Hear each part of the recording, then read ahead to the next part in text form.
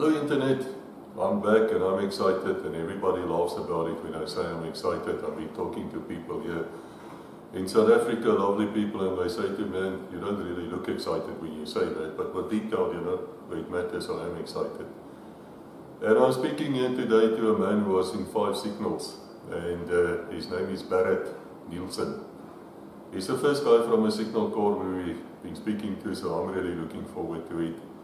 He's also the owner of the place we're staying, and we're going to tell you about that as well, because it's a lovely place here in Durban at Warner Beach. If you're ever in the area, you really should think about coming here. You've got Wi-Fi, you've got fantastic food, even food for vegans like me was weird, but I did observe the other guys, Andrew and the rest, they ate very well. Let me tell you, they ate well. So this is the place you want to be, but I'm speaking too much now, it's not for me to speak so much.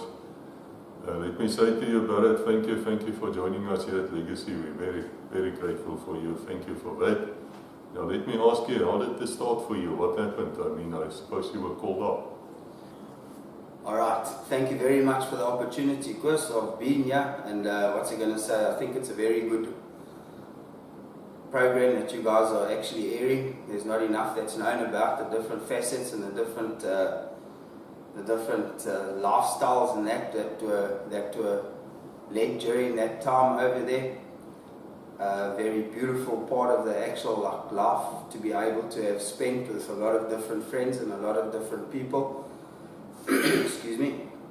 So the beginning of it was as usual with being called up or getting the letter stuck on your bedroom door when you got home, saying that you were actually being called up to go to your national service, which was rather daunting, I suppose, coming from Durban, staying on the coastline down here, and then being, shipped up or sent to a place that was surrounded by landmass was a rather frightening experience. But what's I going to say, that's how it all started. So I ended up getting conscripted and then getting sent to Voortjekkerhoogte, into the MP school. The intake was say about 4,000 or 5,000 strong, going to the different regiments and the different brigades and stuff like that around the area over there, which there are very many, and it took a while to be able to come to grips and try and learn all the different units and the different applications that they were undertaking in the country in order to be able to serve it. It was like I say, a daunting experience, because coming from the coast there was absolutely no water around. There were a lot of people and there was a lot of red sand. That's all you could see. So what we did is we got in there and we started getting interviewed by the panel of, as we were then trying to fathom out what they were, judges. Soon came to find out that they were the guys that were in charge of us. They found out that the train was from Durban. A whole new scenario took place where everybody's bags got turned upside down. 3/4 of us got our butts kicked out of there without an interview. And at the end of the day, we were off to Signals, which was in Heidelberg. It took them a couple of days in order to be able to get the transport and stuff like that was necessary in order to get the amount of people that were supposed to be transported off into the different units together. So we were sent to start cutting the lawn on this massive rugby field with our pickstaves, which took a while. So at the end of the day, that became a little bit monotonous, and we started wondering what this whole process was all about, until the bus one day picked us up, and then we were off onto the next adventure to be able to get into Heidelberg, which was then the Signal Corps. That was where the signalers were trained, and that was a really, really interesting year. We were trained with troops from all over Africa. They were sending all their troops in there in order to be able to get them educated in the different signals that were, innovated and utilized by the South African Defence Force, which in time to come, and I'm telling you what we did further on down the line, was astonishing to know that a country could build itself up into such a powerful position and have so many technologically advanced things that are utilized not just by ourselves, but by people from all over the continent and all over the world. It's a pity to see what's happened to all of those things, and it would be a very interesting thing to be able to actually maybe one day go back there and have a look and see how it's been taken care of and what was actually like sort of saved and remains in service today. So it was a very interesting thing. What's I going to say? We were like sort of integrated with people from all over the African continent and people that spoke languages from all sorts of different like countries all over the world in order to be able to do what Signals does, and that's to intercept, and that's to be able to communicate for the force that you are working with and for, and that's all to do with ground to air and different kinds of like top secret things that were getting done at the time in order to be able to avoid being detected, and then also to be able to alleviate and facilitate the smooth running of the people in the field. We were taught a lot when it comes to the actual communications in the field. We were taken out and we were taught to be able to set up the different like sort of signal posts that were in and around the actual like sort of training fields and stuff like that, which for me, coming out of school and having different ideas on what I was meant to do, was an eye-opener, and it was a game changer because we were introduced to an array of different electronic equipment, for the likes of which back in the day were very, very, how could I say, not in the public domain, and no bodies that we were acquainted with had knowledge and were able to actually like sort of gain the privilege of working with and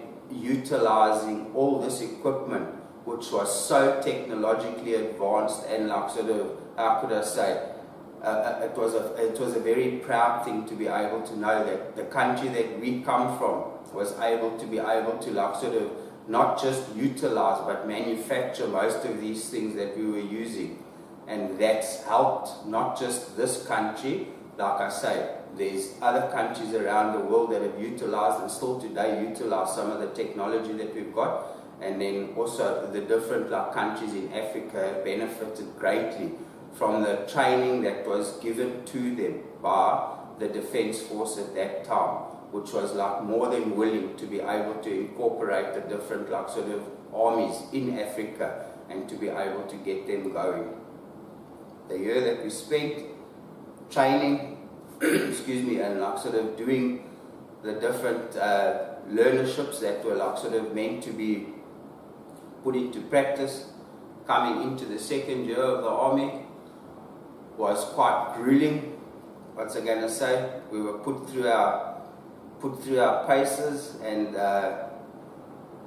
having done that and having experienced it, I think that a lot is owed to the system that was put in place there, and people should start thinking of reintroducing some form of discipline and physical training to the youth and to the people of this country that so sorely need to be brought into line, and in order to be able to comply with not just being compassionate to oneself, but learning that there's other people in your life and around you that you need to help, and the only way of doing that is being trained to do that.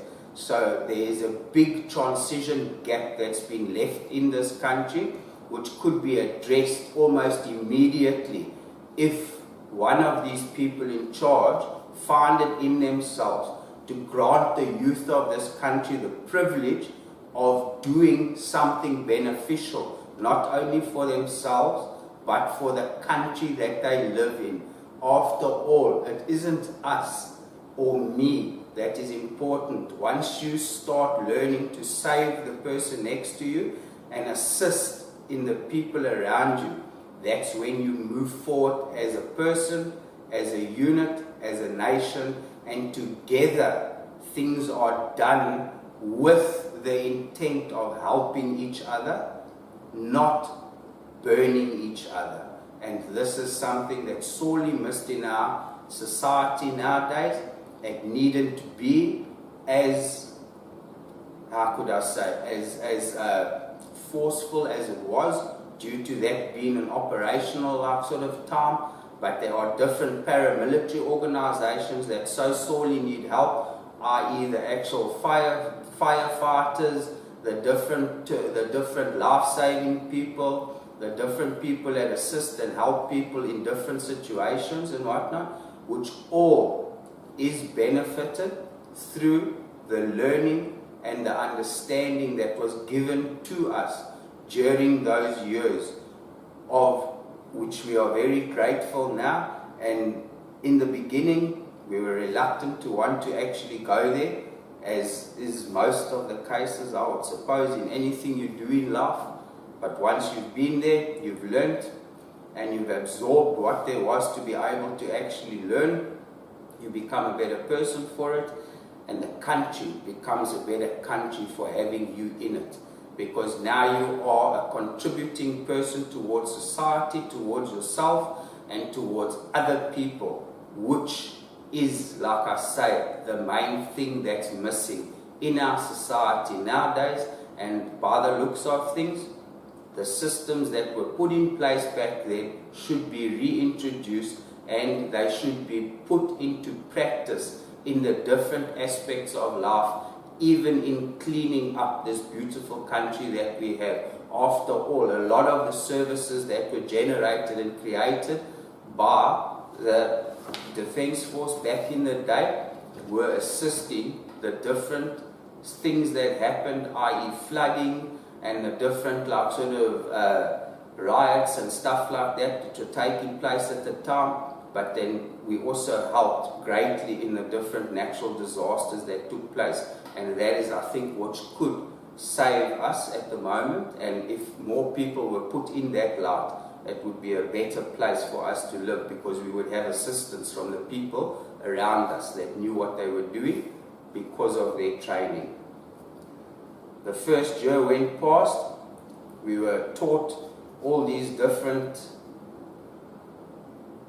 aspects of signals, which, like I say, was very, very interesting, very enlightening.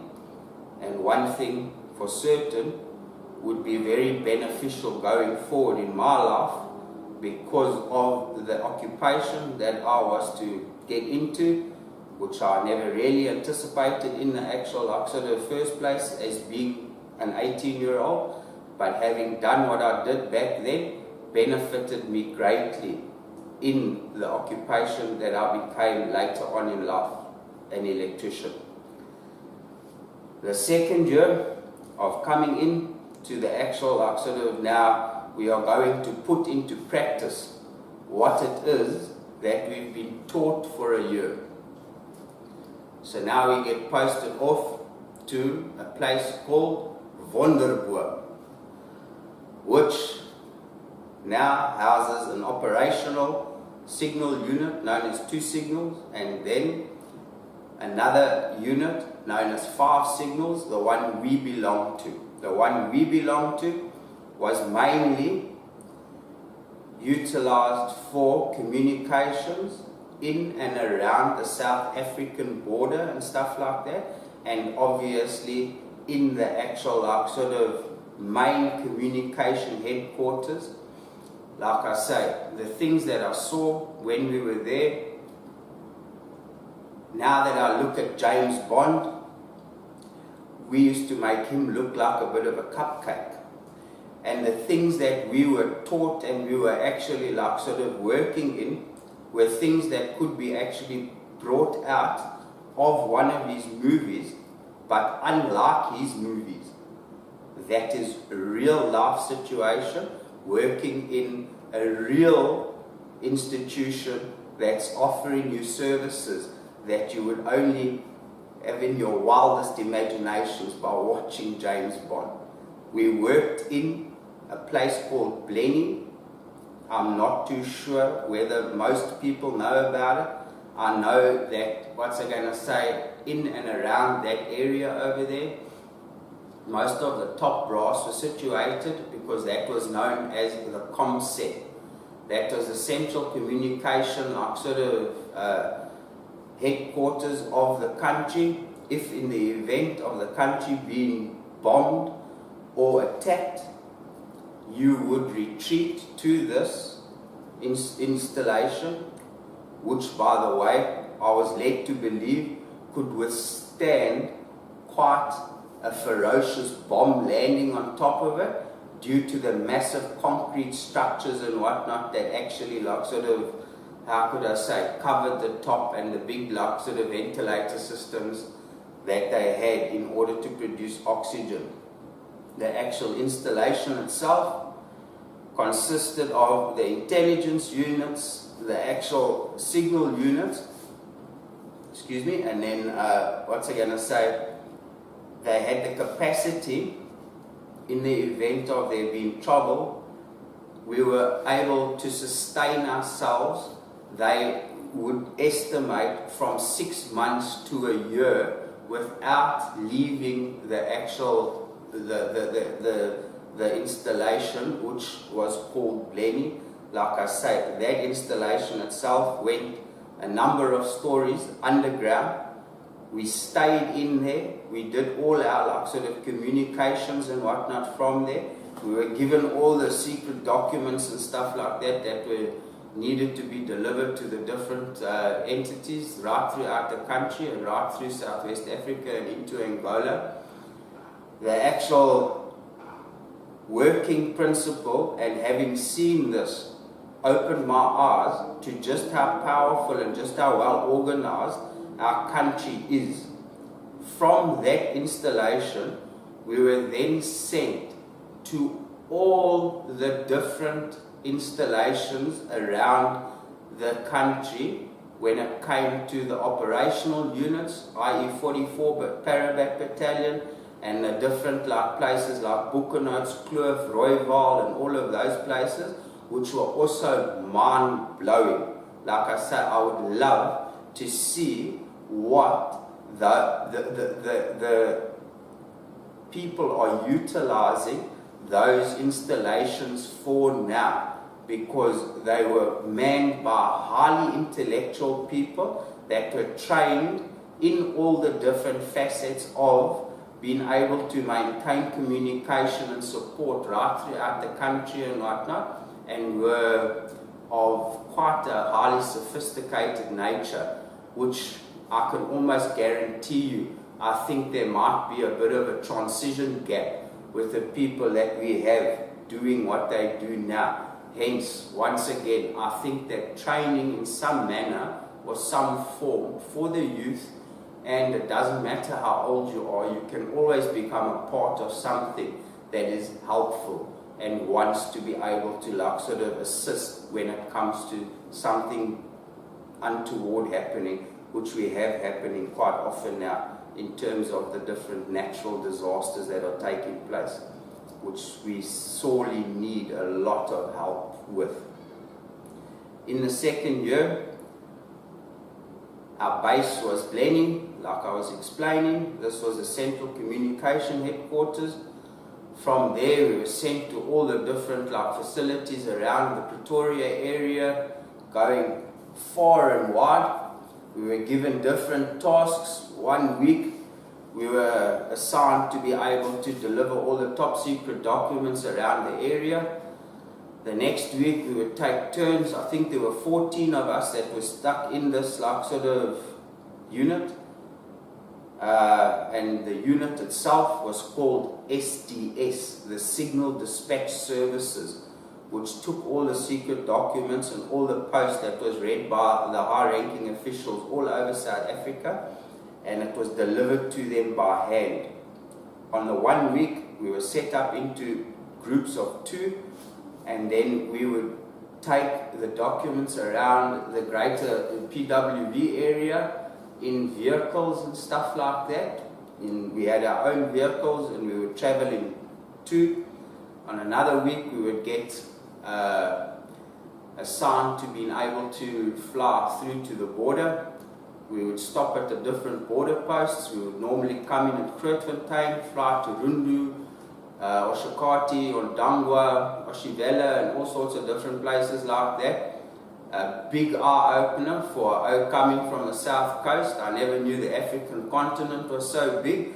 I never got to see as much, and I've never been more appreciative for being able to take into like sort of full context what this continent consists of, and just how fortunate we are to be alive and living in it. That's why we should continue to protect it and look after it, because there is enough living space on this continent for far more than just us. We just need to realize how to coexist together, help one another, and be an asset to the place we come from, and not a liability.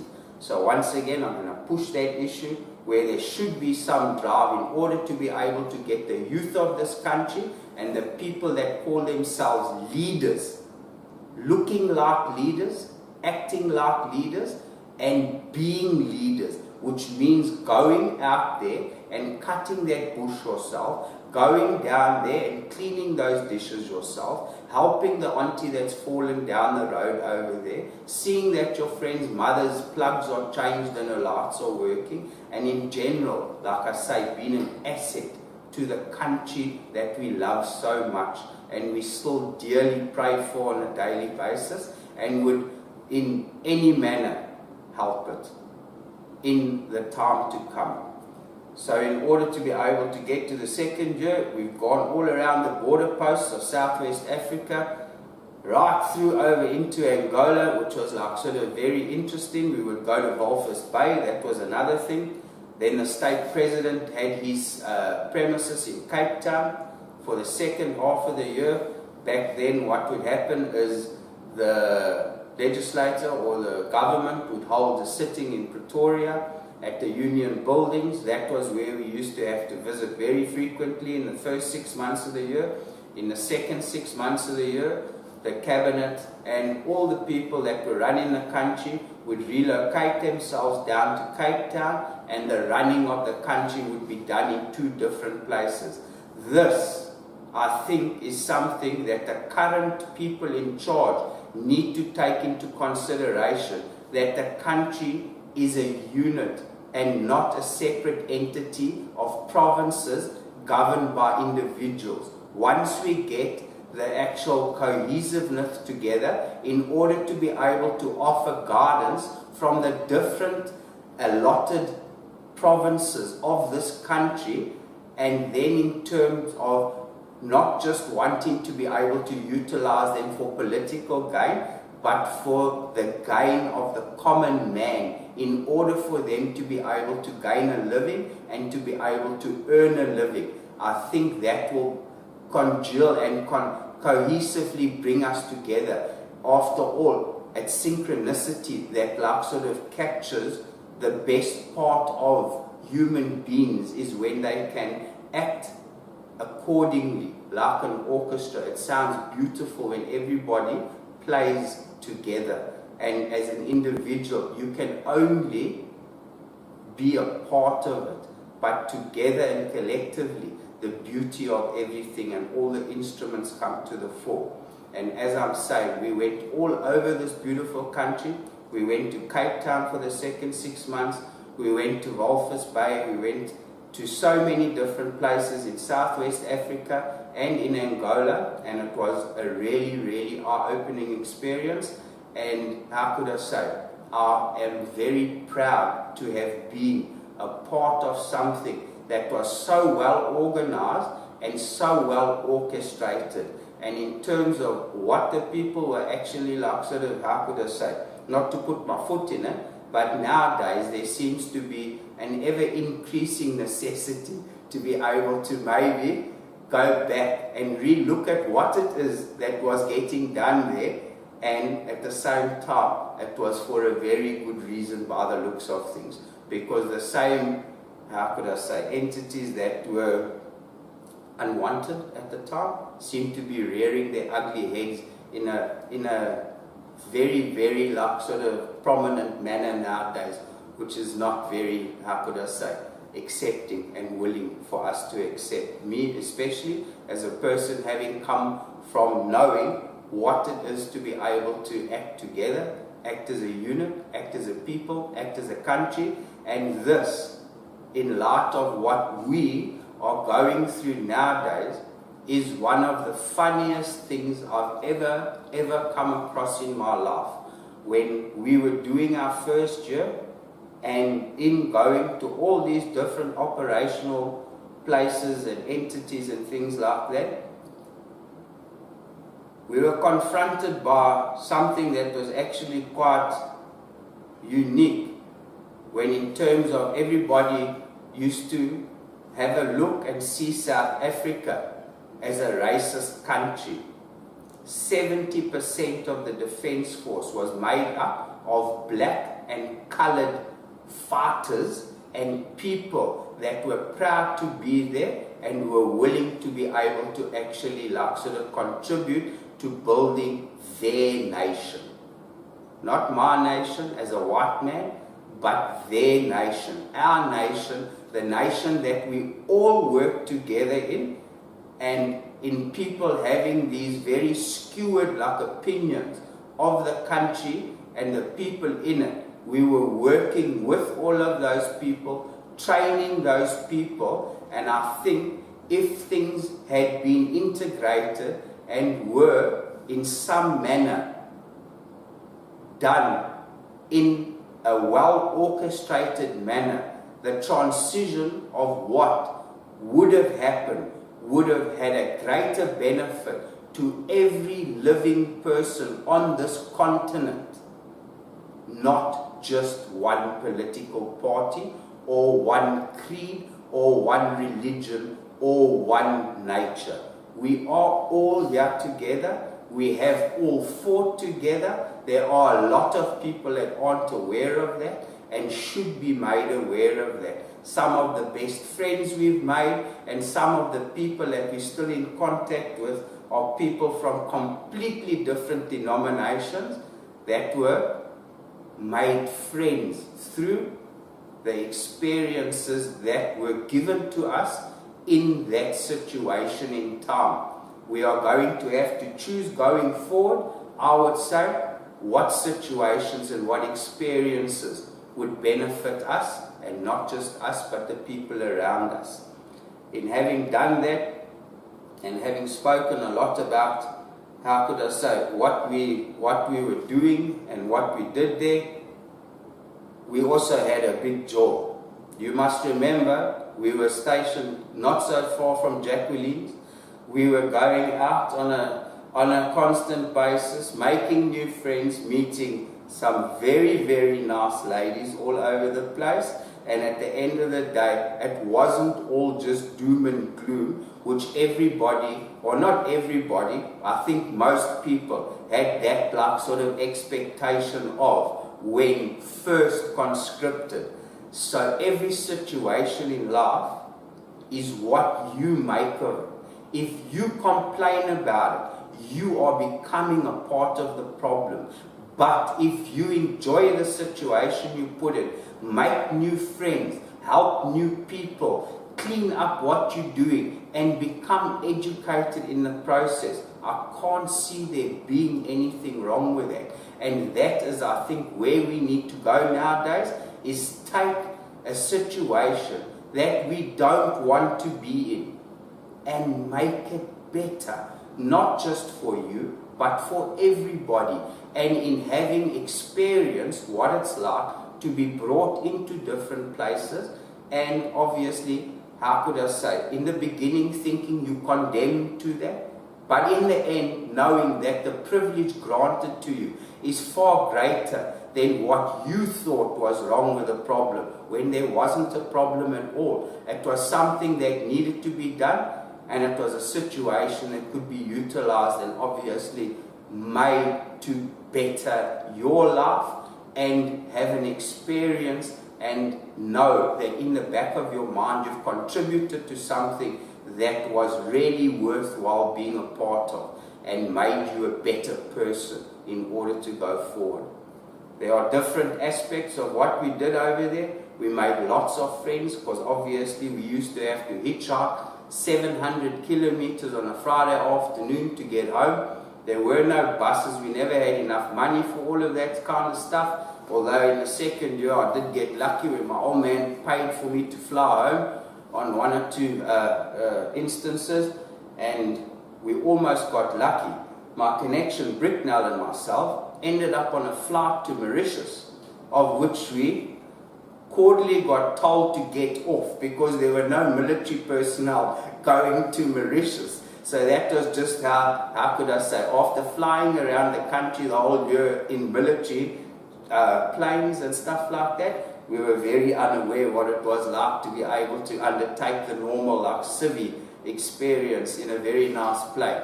Anyway, we were booted off that plane back onto the one down in Durban. Pity, because it would have been nice for a weekend away down there, especially paid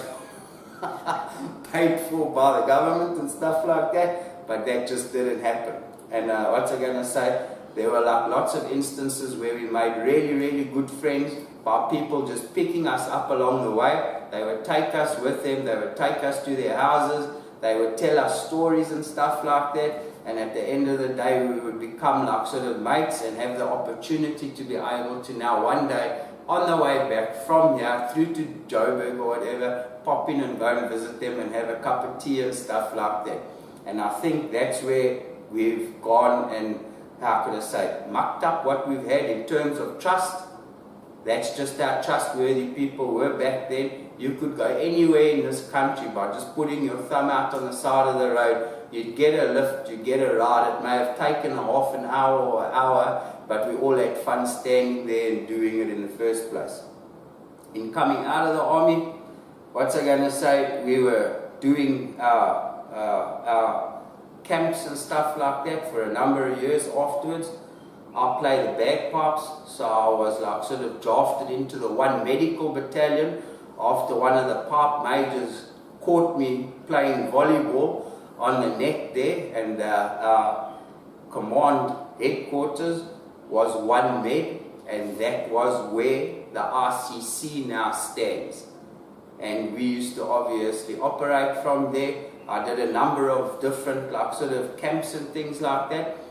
While I was doing that, I was working on the beach as a lifeguard, so it was quite a nice break from obviously doing that to be able to go and have a look and see.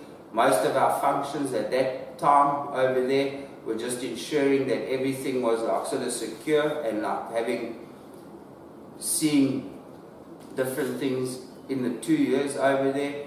We were just like sort of mainly having a look and see whether or not the security and the day-to-day running functions of the Defence Force were maintained in and around the area over there. It was a very nice thing to be back in Durban, near the ocean. What's I going to say? Around a familiar like sort of site and not being all over the country, but like I say, it was one of the best experiences of my life. One of the things that I must tell you about is that when we were actually doing one of the camps over there, myself and old Lloyd Lex, we were commissioned to go and get one of the Samuel 20s out the thing there and go and pick up some supplies.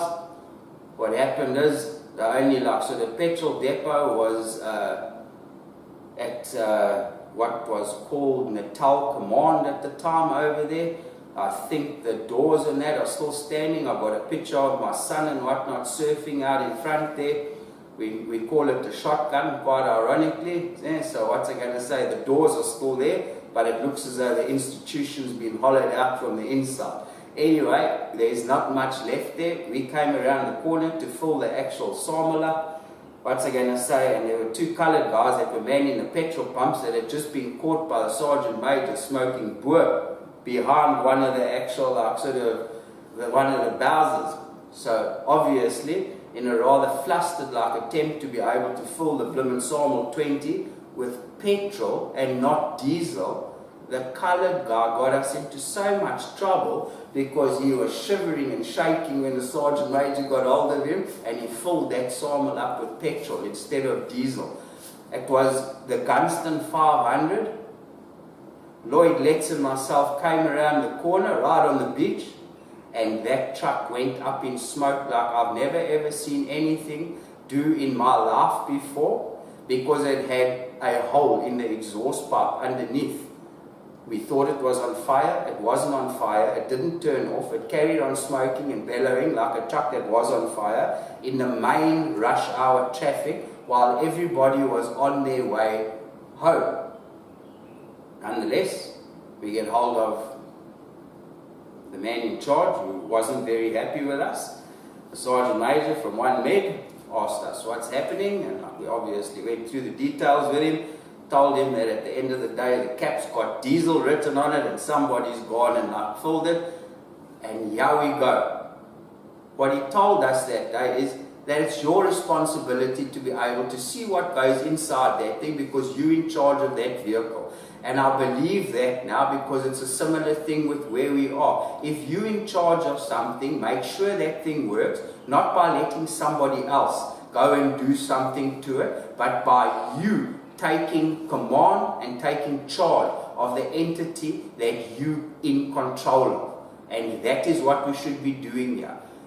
Taking that petrol tank off, which was far bigger than myself and Lex, rinsing everything out, flushing the truck with diesel after uttering a couple of sort of not so nice words due to us believing that it wasn't our fault, but being taught by someone in charge that if you're in control of something, that is your responsibility to be able to make sure you get it to the other side in working order.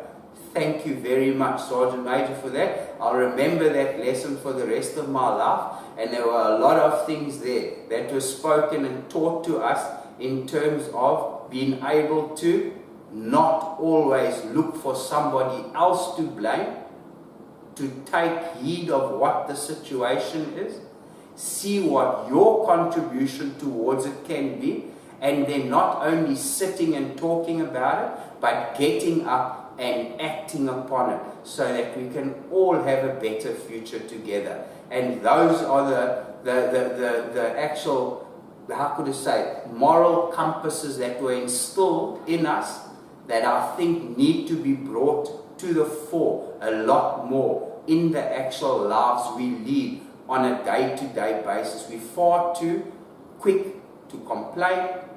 We're far too quick to blame other people. We're far too quick to look at the negativity of a situation, when all of those things put in context could be the complete opposite of the rhetoric that we have in our heads. Through adversity, excellence is born. Nothing is achieved without giving up something that you feel comfortable with. And being alive isn't for you to be comfortable every day. Going over, above and beyond your comfort zone will teach you the true meaning of life and will bring to the fore what it is we are here for. And in my eyes, that's to walk in God's light.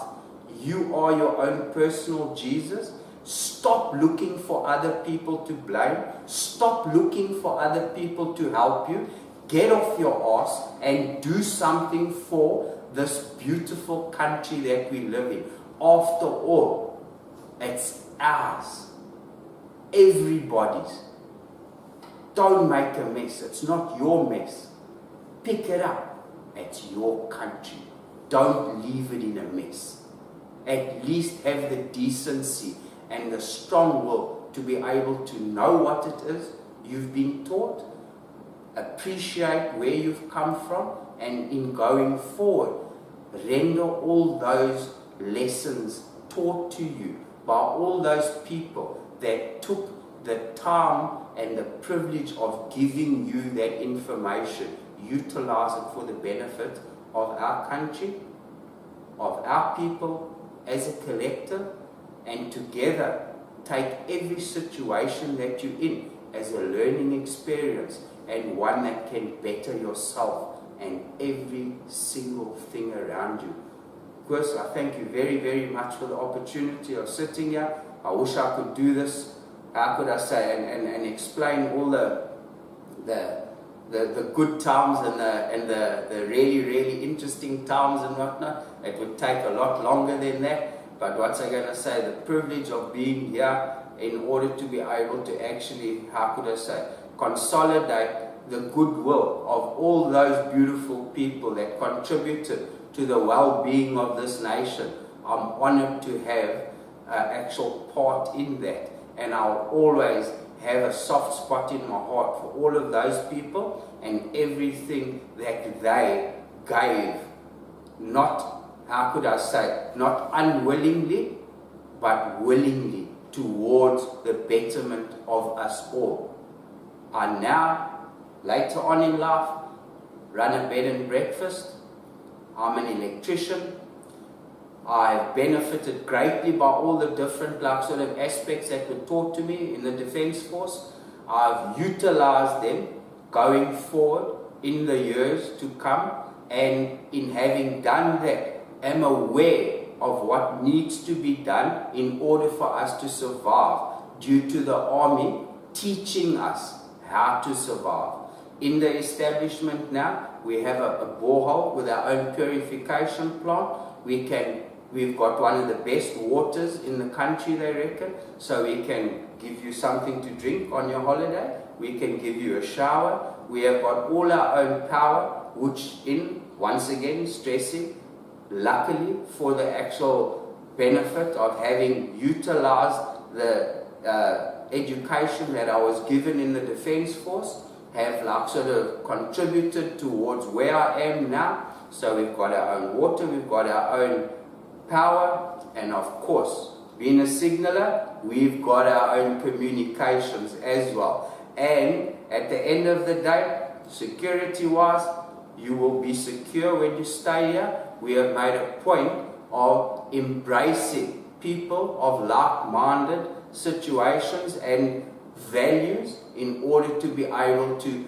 make a cohesive sense of betterment in the country, which is sorely needed by the looks of things. So I'm very grateful to all the time that I was given in terms of supporting and, how could I say, giving time up for the nation and the country that I love so much.